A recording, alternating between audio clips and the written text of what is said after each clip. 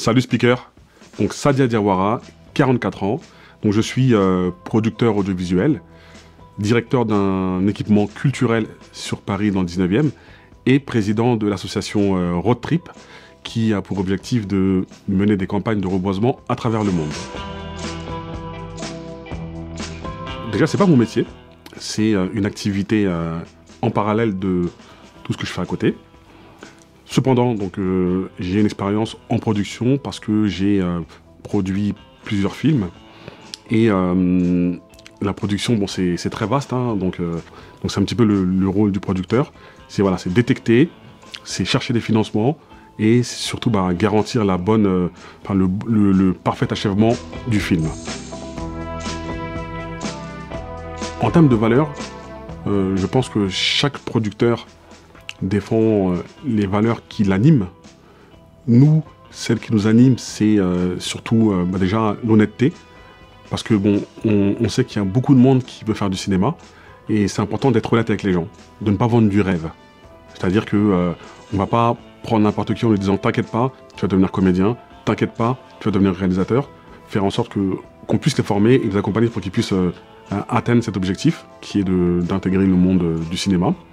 Après, autre valeur qu'on essaie de défendre, c'est on essaie d'être, enfin je sais pas si c'est une valeur, mais il y a la question de l'inclusion. J'en ai parlé avant. C'est également pour cette valeur, c'est également de donner la chance à tout le monde, mais de le faire sincèrement. Après, en termes de valeur encore, il y a également, comment dirais-je, l'égalité de traitement, bien sûr. Donc on essaie de traiter les gens de manière égalitaire. Donc ça paraît anodin, mais c'est hyper important.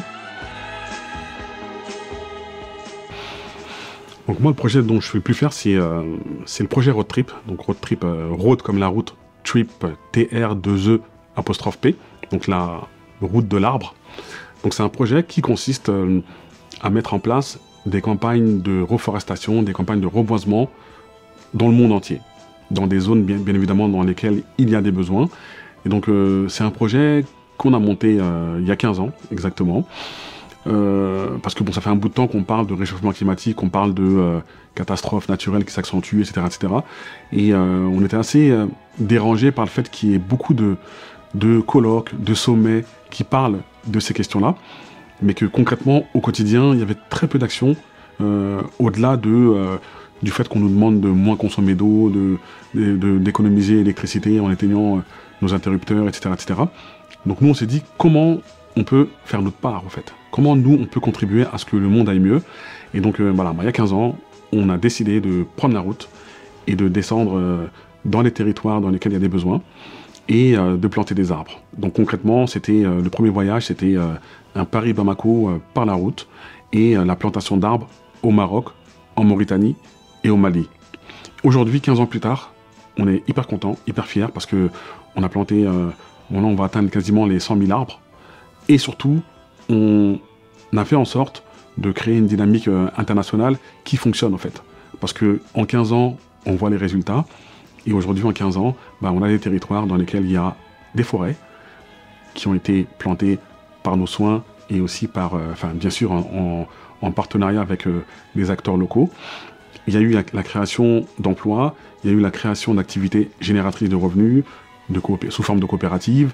Et voilà, très concrètement, on a pu mettre en place cette action qui a un réel impact sur des environnements dans le monde entier. Bien évidemment, c'est moi qui ai impulsé le projet, mais je ne suis pas seul, mais je suis hyper fier d'avoir embarqué quasiment plus de 1000 personnes dans les différentes missions qu'on a menées à travers le monde. Voilà.